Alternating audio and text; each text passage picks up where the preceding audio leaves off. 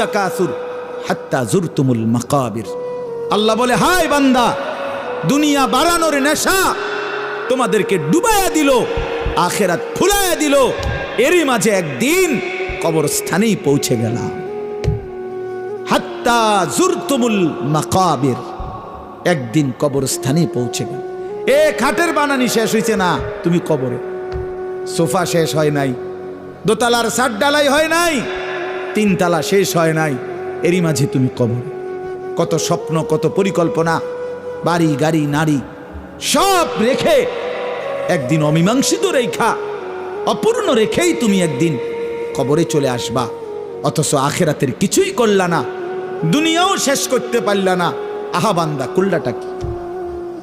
আহা বন্ধু, কি করলা? কি করলা?